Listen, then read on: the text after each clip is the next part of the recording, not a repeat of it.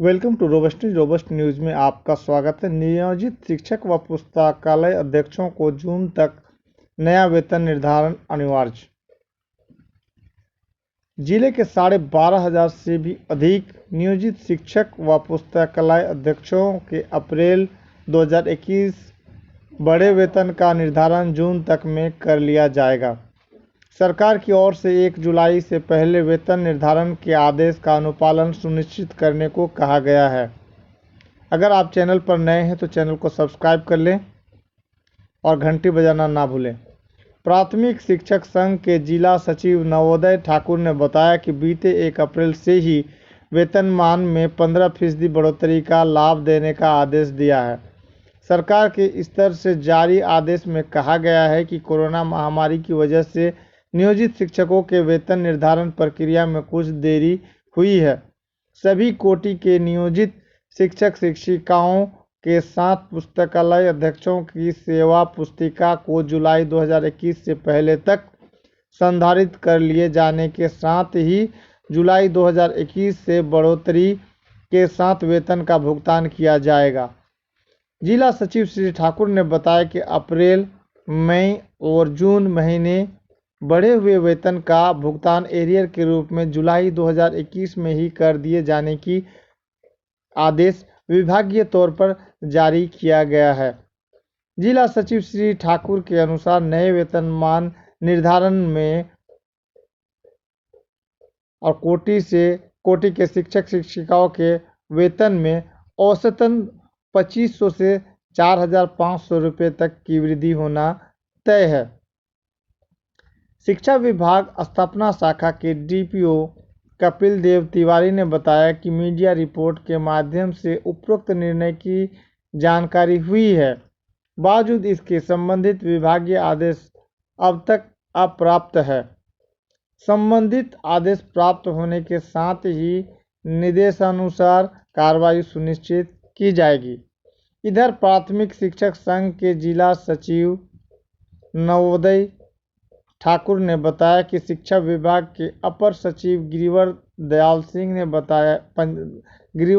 सिंह ने पंचायती राज और नगर निकायों के प्रारंभिक, माध्यमिक एवं उच्च माध्यमिक विद्यालयों में कार्यरत शिक्षकों और पुस्तकालय अध्यक्षों के बड़े वेतन के आलोक में मांग संबंधी अधियाचना अप्रैल में ही सभी जिला शिक्षा अधिकारी मंगवा लिया है, ताकि उसी के अनुरूप विभिन्न चरणों में नियुक्त किए गए शिक्षकों का वेतन निर्धारण एवं आवंटन सुनिश्चित किया जा सके।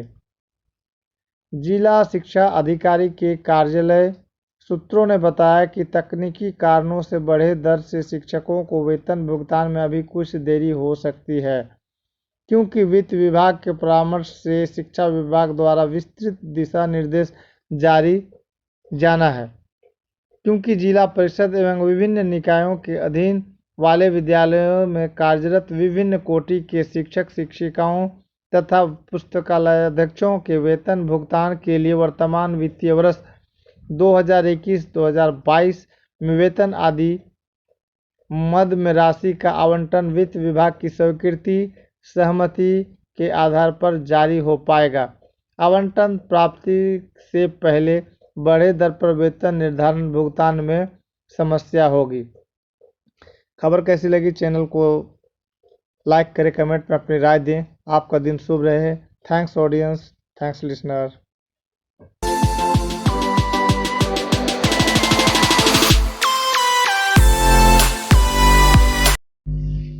वेलकम टू रोबस्ट न्यूज़ में आपका स्वागत है।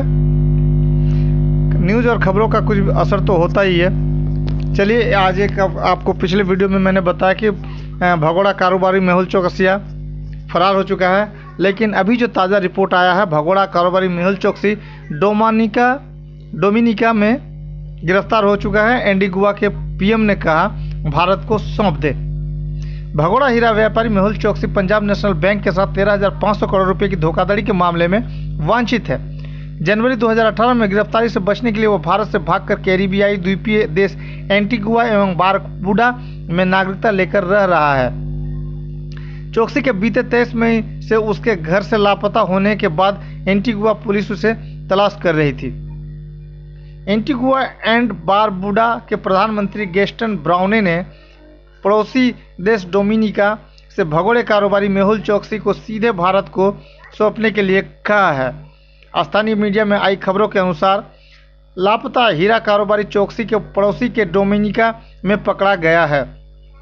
26 मई की रात स्थानीय समय अनुसार को डोमिनिका में चोकसी की गिरफ्तारी की खबरों के बाद ब्राउने ने स्थानीय मीडिया से कहा है कि उन्होंने डोमिनिका के प्राधिकारियों को चोकसी को भारत प्रत्यर्पित करने के स्पष्ट निर्देश दिए हैं।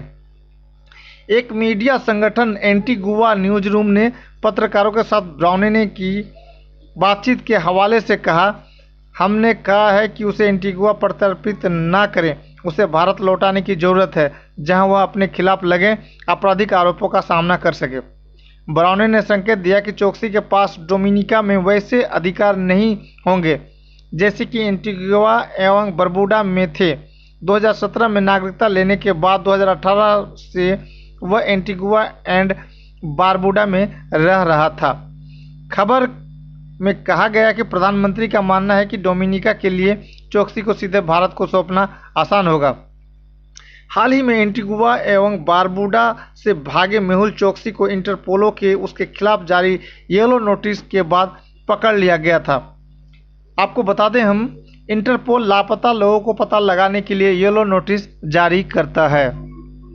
चोकसी पंजाब नेशनल बैंक में 13,500 करोड़ रुपए के कर्ज धोखाधड़ी मामले में वांछित है। चोकसी को आखिरी बार 23 मई को एंटीगुआ एंड बारबुडा में अपनी कार में रात्रि भोजन के लिए जाते हुए देखा गया था।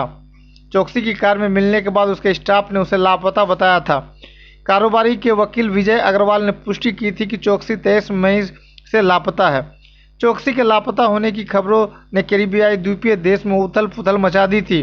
विपक्ष ने एंटीगुआ एवं बारबुडा की संसद में इस मुद्दे को उठाया था। विपक्ष को जवाब देते हुए प्रधानमंत्री ब्राउने ने कहा था कि उनकी सरकार चोकसी का पता लगाने के लिए भारत सरकार, पड़ोसी देशों और अंतर्राष्ट्रीय पुलिस संगठनों के साथ मिलकर काम कर रही है। खबरों के मुताबिक सूत्रों के अनुसार चोकसी को डोमिनिका की स्थानीय पुलिस ने 26 मई की रात उस वक्त पकड़ लिया जब वह नाव में सवार होकर क्यूबा भागने की कोशिश कर रहा था। सूत्रों ने कहा कि एंटीगुआ सरकार ने चोकसी को द्वीपीय राष्ट्र में लाने के लिए प्रक्रिया शुरू की गई है जहां उसे प्रत्यर्पण मुकदमे का सामना करना पड़ेगा। डोमिनिका में मेहुल चोकसी की गिरफ्तारी से परिवार को राहत मिली है। उनके वकील विजय अग्रवाल ने गुरुवार को कहा कि भगोड़ा हीरा व्यापारिक सुरक्षित है। उन्होंने यह भी कहा कि चोकसी खुद से डोमिनिका नहीं गए। अग्रवाल ने इंडियन एक्सप्रेस को बताया, उनसे बात करने का प्रयास किया जा रहा है ताकि हम जान सकें कि उन्हें डोमिनिका कैसे ले जाया गया। विजय अग्रवाल ने कहा कि चोकसी डोमिनिका खुद से नहीं पहुंचे थे। उन्होंने कहा, जब तक किसी को मेहुल चोकसी से पता नहीं चलता कि वह डोमिनिका में कैसे पहुंचा, तब तक कोई अटकल नहीं लगाई जानी चाहिए। मेरा मानना है कि उनकी डोमिनिका पहुंचना स्वैच्छिक नहीं है, इसलिए मुझे कुछ गड़बड़ लग रही है। कोई भी इस समय इस तथ्य पर गौर नहीं कर रहा है कि वह वास्तव में डोमिनिका कैसे पहुंचा। उन्होंने यह भी कहा कि चोकसी को केवल एंटीगुआ भेजा जा सकता है, भारत को नहीं। उन्होंने कहा, भारतीय नागरिकता अधिनियम की धारा 9 के अनुसार जिस क्षण मेहुल चोकसी ने एंटीगुआ की नागरिकता हासिल की, वह भारत के नागरिक नहीं रहे। इसलिए कानूनी रूप से आवर्जन और पासपोर्ट अधिनियम की धारा 17 और 23 के अनुसार उन्हें केवल एंटीगुआ में निर्वासित किया जा सकता है। उन्होंने कहा, इसके अलावा एंटीगुआ हाईकोर्ट ने भारत से किसी भी अनुरोध को पूरा करने पर रोक लगाने का आदेश दिया है। इसलिए मेरी समझ यह है कि उन्हें केवल एंटीगुआ वापस भेजा जाएगा, भारत भेजे जाने का कोई सवाल ही नहीं है। मालूम हो कि जनवरी 2018 में अपने भांजे और पीएनबी घोटाले में आरोपी हीरा कारोबारी नीरव मोदी के साथ देश छोड़कर भागने वाले गीतांजलि जेम्स लिमिटेड के प्रबंध निदेशक मेहुल चोकसी, उसकी पत्नी अमी मोदी और भाई निशाल मोदी ने एंटीगुआ की नागरिकता ले ली थी। यहाँ का बैंक खाली करके वहाँ जाके नागरिकता ले ली थी। चोकसी और उसके भतीजे नीरव मोदी पर कुछ बैंक अधिकारियों की मिली भगत से पंजाब नेशनल बैंक पीएनबी के साथ कथित तौर पर 13,500 करोड़ रुपए की धोखाधड़ी करने का आरोप है।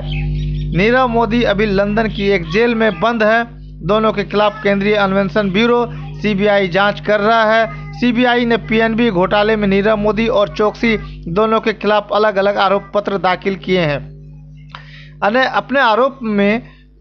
अपने आरोप पत्र में सीबीआई ने आरोप लगाया है कि पीएनबी के 13,000 करोड़ रुपए के घोटाले में से चोकसी ने 7,080.86 करोड़ रुपए की और नीरव मोदी ने 6,000 करोड़ रुपए की हेराफेरी की है। पीएनबी फर्जीवाड़े की जांच सीबीआई एवं ईडी कर रही है। चोकसी ने 2017 में एंटीगुआ एवं बारबुडा की नागरिकता ली थी और जनवरी 2018 के पहले हफ्ते में भारत से भाग गया था। इसके बाद ही यह घोटाला सामने आया था। दोनों ही सीबीआई जांच का सामना कर रहे हैं। जून 2019 में एंटीगुआ के प्रधानमंत्री गैस्टन ब्राउनी ने कहा था कि चोकसी की नागरिकता के आवेदन की जांच की गई थी। उसे नागरिकता मिल गई है, लेकिन उसे रद्द किया जाएगा एवं उसे वापस भारत भेजा जाएगा। पर इसका एक रास्ता है, ऐसा नहीं हो कि हम वित्तीय अपराधों में लिप्त अपराधियों को पनाह उपलब्ध करा रहे हैं। खबर कैसी लगी? चैनल को सब्सक्राइब करें, कमेंट पे अपनी राय दें। क्या मेहुल चोकसी को वापस इंडिया लाया जा सकता है या लाया जाएगा, या इसके लिए सरकार कुछ कर रही है? कमेंट पे अपनी राय दें। आपका दिन शुभ रहे। Thanks audience, thanks listeners.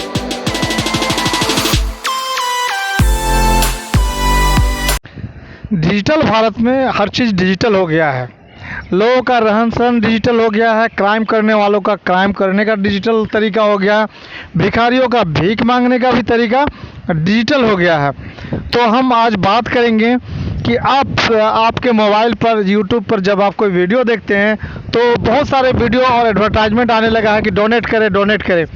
Actual में ये जो डोनेशन मांगते हैं, ये जो डिजिटल तरीके से भीख मांगते हैं, तो इसे देने से बचें, क्योंकि ये एक वास्तविक में किसी गरीब को जो दिखाया जाता है कि गरीब है, हॉस्पिटल है, ये है, वो है, और उन्हें भीख, ये आपके डोनेशन के पैसे जाएंगे, वो एक्चुअल में ये जाता नहीं है।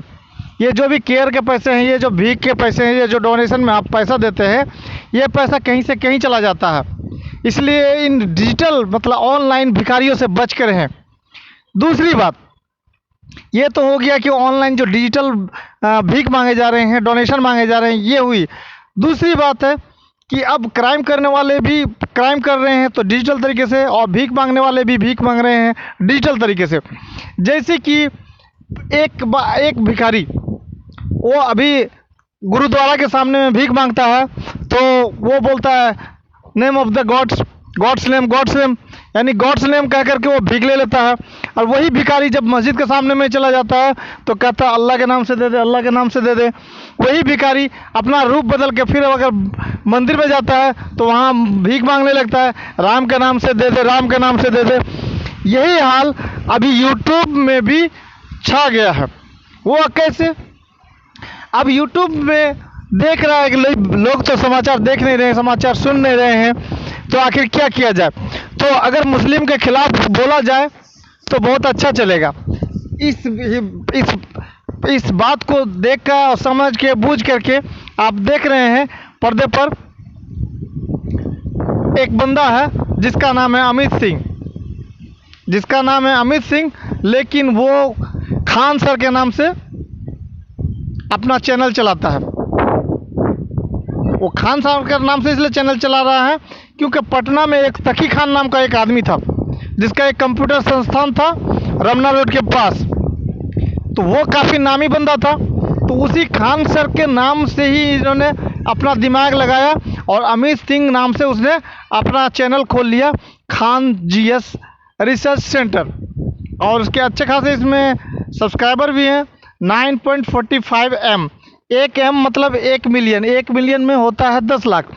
तो इसके पास 9.45 मिलियन सब्सक्राइबर है, यानी कि लगभग 9.5 लाख। अगर आप चैनल पर नए हैं तो चैनल को सब्सक्राइब कर लें, कमेंट में अपनी राय दें। Please stay tune to our channel. Subscriber है, इतनी बड़ी सब्सक्राइबर से इसको एक मोटा आमदनी हो जाता है, और इस आमदनी को ये भुनाने के लिए ये अक्सर अपने वीडियोज़ में मुस्लिम लोगों को गाली देते हैं। और मुस्लिम लोग तो उनका शरीर रोबस्ट हो चुका है, इतना मजबूत हो चुका है कि कुछ टेक्निकल ज्ञान लेते लेते उसे गालियाँ खाने की भी आदत पड़ गई है। लेकिन अब जब खुलासा हुआ और पाप का घड़ा फूटा, तो इस बंदे का भी पाप का घड़ा फूट गया और इसने खुद ही चैनल पर आके बोल दिया कि मैं खान सर नहीं हूँ, मेरा नाम अमित सिंह है। क्योंकि वो अमित सिंह बोल कर अगर अपना चैनल चलाता तो उसके चैनल पर सब्सक्राइबर नहीं होता, और जब सब्सक्राइबर नहीं होता तो उसकी आमदनी नहीं होती। तो ये हो गया डिजिटल तरीके से भीख मांगने के तरीके, पैसे कमाने के तरीके। यानी पैसा कमाने के लिए बेरोजगारी का ये स्थिति है कि लोग अपना जात धर्म बेच करके खा रहे हैं, जिसका जीता जागता उदाहरण है खान जीएस रिसर्च सेंटर। इसको आखिर अपना नाम मुस्लिम क्यों रखना पड़ गया? क्यों? उसको पेट नहीं चल रहा था। जब उसको पेट नहीं चल रहा था तो उसने अपना नाम खान सर रख लिया। जैसा कि आपको मैंने बताया कि अब क्राइम करने का तरीका बिल्कुल बदल गया है। भिखारी मस्जिद के सामने जाके अल्लाह के नाम से भीख मांगता है, वही भिखारी जब पहुंच जाता है मंदिर में तो राम के नाम से भीख मांगता है, वही भिखारी जब पहुंच जाता है गुरुद्वारा में तो वो गॉड्स के नाम से मांगता है। यानी कि जैसा वेश होता है वैसा ही रंग बदल करके पैसे कमाते हैं। तो इसमें कोई बड़ी बात नहीं है। अगर आप भी किसी न्यूज़ वाले के न्यूज़ से परेशान हैं तो सीधा आप उसके चैनल को अनसब्सक्राइब कर दीजिए। अगर आप उसके अनसब्सक्राइब कर देते हैं तो उसकी झूठ की दुकान तभी बंद हो जाएगी, उसके पेट पे तुरंत लात पड़ जाएगा। अगर आपको बात समझ में आ गई हो तो चैनल को सब्सक्राइब करें, कमेंट में अपनी राय दें। आप हमारी बात से कितना सहमत हैं कृपया चैनल के कमेंट बॉक्स में कमेंट करके बताएं। आपका दिन शुभ रहे। Thanks audience, thanks listener.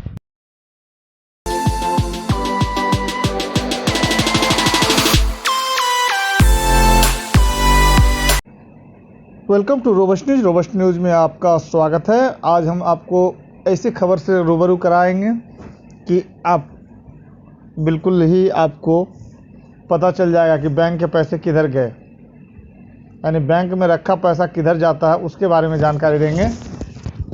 तो हम बता रहे हैं भगोड़ा हीरा व्यापारी मेहुल चोकसी एंटीगुआ में अभी है लापता। भगोड़ा हीरा व्यापारी मेहुल चोकसी पंजाब नेशनल बैंक के साथ 13,500 करोड़ रुपए की धोखाधड़ी के मामले में वांछित है। वह जनवरी 2018 से कैरिबियाई द्वीपीय देश एंटीगुआ एवं बारबुडा में रह रहा है। चोकसी को रविवार को आखिरी बार उसकी कार में देखा गया था। यानी मेहुल चोकसी को कार में आखिरी बार कल देखा गया था। कार तो पुलिस ने बरामद कर ली है, लेकिन चोकसी का कुछ पता नहीं चल पाया है। अगर आप चैनल में नए हैं तो चैनल को सब्सक्राइब कर लें और कमेंट में अपनी राय देना ना भूलें और घंटी बजाना भी ना भूलें। घंटी बजा देने से आपको हमेशा हमारा अपडेट मिलता रहेगा।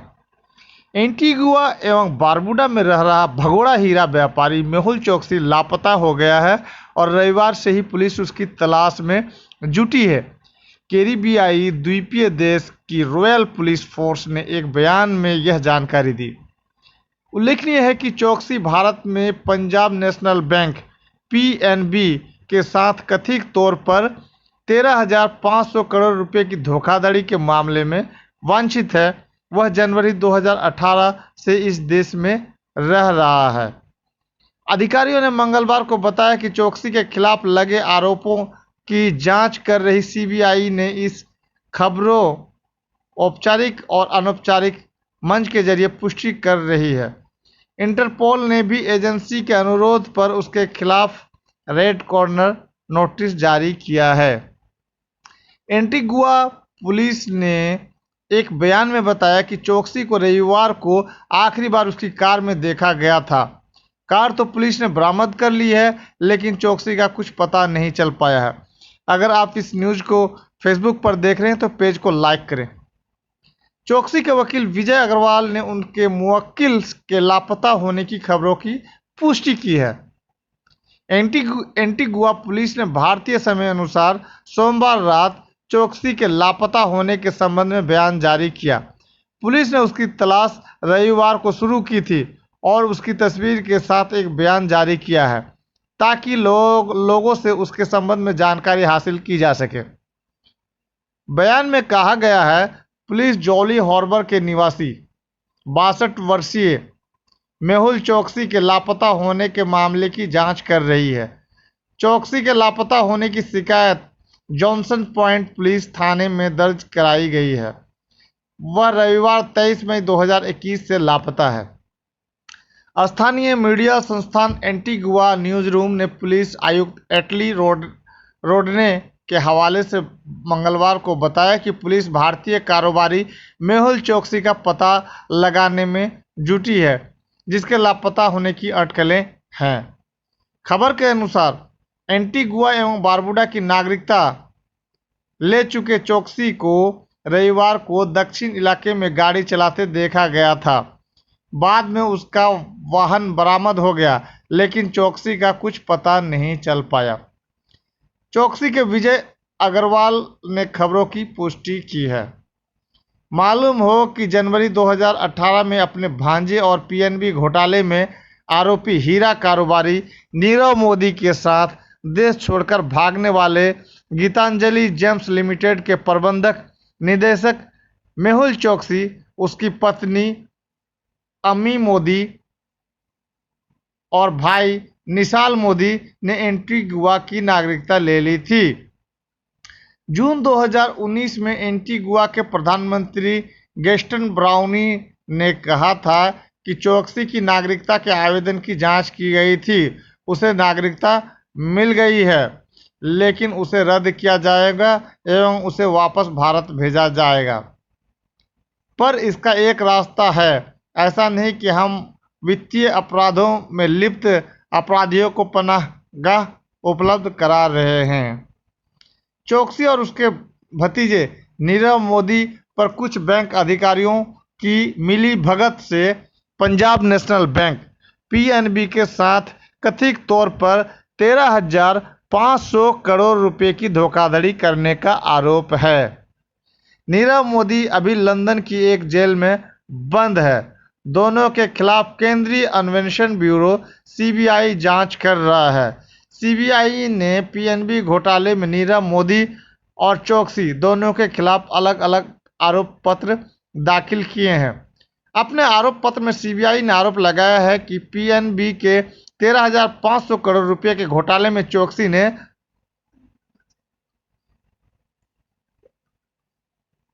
7,80,086 करोड़ रुपए की और नीरव मोदी ने 6,000 करोड़ रुपए की हेराफेरी की है।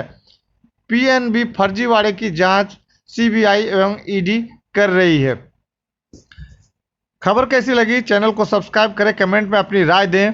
अगर ये मेहुल चौकसी के जगह अगर मोहम्मद चौकसी होता तो अब तक पुलिस की गिरफ्त में आ गया होता और इंडिया के जेल में पड़ा हुआ सड़ रहा होता। खबर कैसी लगी? चैनल को सब्सक्राइब करें, कमेंट में अपनी राय दें। आपका दिन शुभ रहे। Thanks audience, thanks listener.